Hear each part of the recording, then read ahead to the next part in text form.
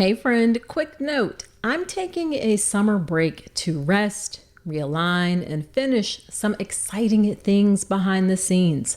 While I'm away, I'm sharing some of the most loved episodes. Look for power replays in your feed.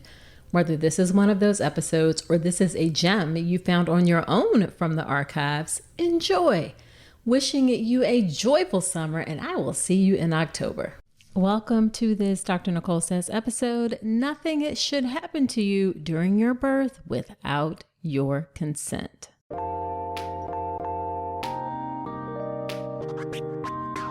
Welcome to the All About Pregnancy and Birth podcast. I'm Dr. Nicole Calloway Rankins, a board-certified OBGYN who's been in practice for nearly 15 years. I've had the privilege of helping over 1,000 babies into this world, and I'm here to help you be calm, confident, and empowered to have a beautiful pregnancy and birth. Quick note, this podcast is for educational purposes only and is not a substitute for medical advice. Check out the full disclaimer at drnicolerankins.com/disclaimer. Now let's get to it. Hello there. Welcome to another episode of the podcast. This is a Dr. Nicole Says episode, which is just a little short episode, 10-15 minutes or so, where I talk about a particular topic. This one is nothing should happen to you during your birth without your consent. And as always, whether you're a new listener or returning listener, I'm so glad you're spending some of your time with me today. So what do I mean when I say that nothing should happen to you during your birth without your consent?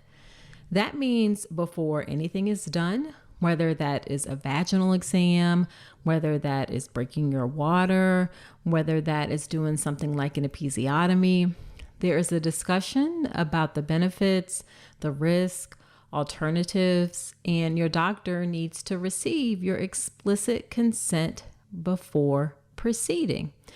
And this sounds fancy, benefits, risk, alternatives, but it actually doesn't have to be super complicated, and it doesn't have to necessarily be a long conversation. But when we do this, this places you at the center of your birth experience, which is exactly how it should be.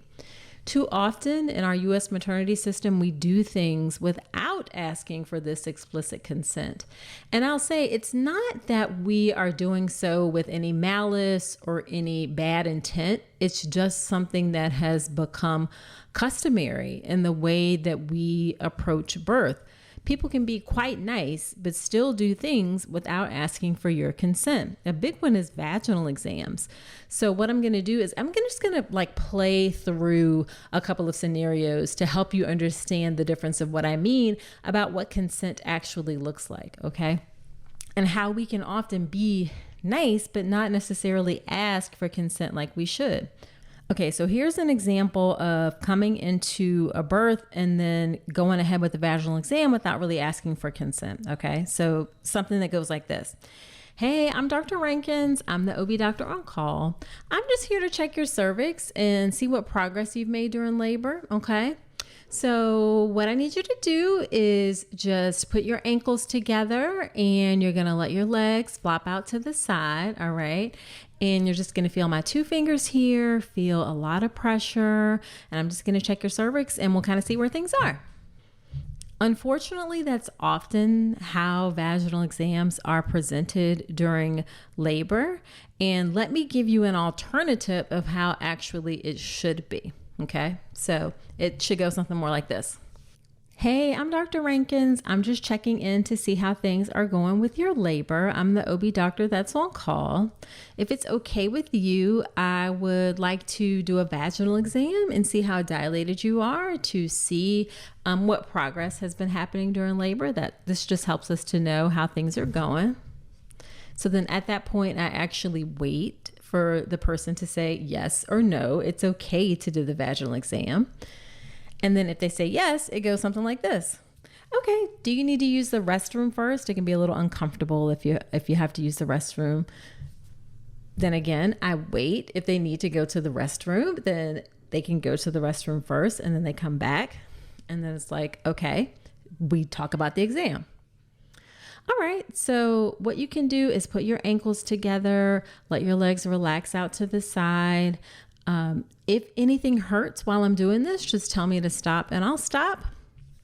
You're going to feel my 2 fingers, lots of pressure. Is it okay if I go ahead and do the exam?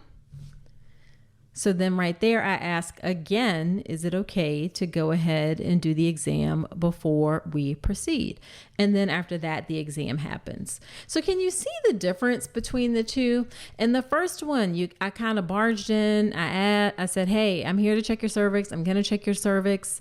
Not really offering it as an option, not really explaining anything about it. Okay.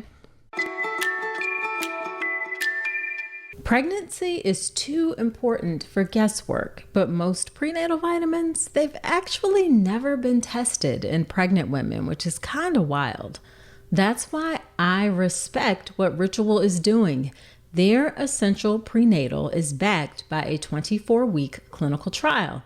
It's made with traceable ingredients, so you know exactly what's in it, and it's formulated to be easier on the stomach.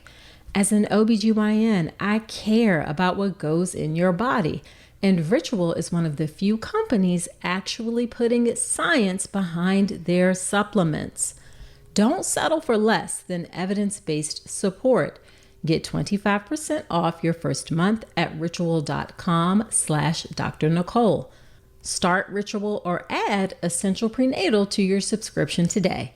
That's ritual.com/Dr. Nicole for 25% off.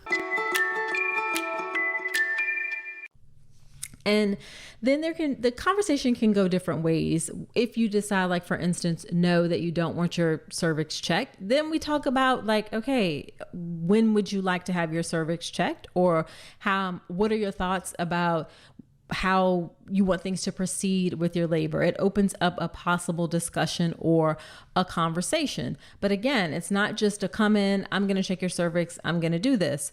Another way that this kind of manifests is your doctor coming in and saying, again, it can be in a nice and kind way. Hey, I'm just here to check your cervix, break your water, help get labor started, okay? That is not consent. All right. It can be nice, but that is not a discussion. It should be, hey, I can break your water. That may help get your labor started, or may help get your labor started or help your labor progress faster. There are some risks to breaking your water. One of the risks is umbilical cord prolapse, where the cord drops in front of the baby's head. That's an emergency, but I wouldn't break your water if I thought that was going to happen. Also, there's a risk of having changes to the baby's heartbeat after your water breaks because the cord gets compressed. And in that case, we have to do position changes and things. Sometimes we actually put water back inside in order to help with that. And then explain that it's something that's an option. It's not something that has to be done. Too often during labor and birth, we present things as they have to be done when they don't. And again, I want to be clear that it's not because we're like coming in and forceful and like saying that you have to do something or because it's just, like this demanding sort of tone. What I'm trying to say is that often this is done out of habit and just because of the way that we approach birth in the U.S., a system where you kind of do what the doctor says, we sort of tell you what to do, and you agree with the things that we say do without necessarily being given a choice. All right. But that is not how it should be. That's not how it has to be. That's not how it is for many people. But sometimes you have to slow things down. You have to demand that things happen a different way. I have a few birth story episodes for sure where people were asked or felt like kind of forced to do a vaginal exam. In fact, a birth story episode where someone fired the doctor because they kept doing vaginal exams without necessarily asking or explaining. So again, there should be a nice discussion. There should be asking, and you have the right to say no before any of these things happen. I will say, if you decide to say no, then be prepared for a discussion about how you want to proceed from there. Okay. Now, I will say that also importantly, if you do say no, like if you explicitly say no to something and then your doctor does it anyway. So if you say, no, I don't want a vaginal exam, or no, I don't want you to break my water, and your doctor intentionally does it, even though you say no, or if during the course of an exam you say, stop, please stop, and they don't stop, then that can be assault. That should be reported. Okay. That should be a discussion. We don't recognize that enough, that is not okay. Absolutely unacceptable that sort of thing happens. All right. Now, an important part of making sure nothing happens to you during your birth without your consent is educating yourself so that you know your options, so that you know what to expect, so that you can speak confidently about things during your labor and birth experience. And that is where childbirth education comes in. I will say this like forever. It is a hill I will die on. Every person having a baby, especially in the U.S. maternal system, needs to do childbirth education. It is so important. Now, I, of course, have an option for childbirth education, the birth preparation course. You can check out all the details. It's completely online at drnicolerankins.com/enroll. But there are a lot of options for childbirth education, and you just need to find something that works for you. The most important thing is that you do it. It was really important in terms of helping you be ready and prepared, especially in the hospital birth system. Okay, so there you have it for this Dr. Nicole Says episode. Do share this podcast with a friend. I would so appreciate your help reaching and serving more pregnant folks.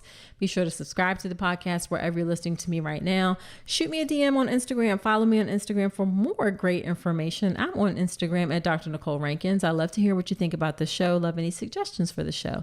So that's it for this Dr. Nicole Says episode. Do come on back next week, and remember that you deserve a beautiful pregnancy and birth.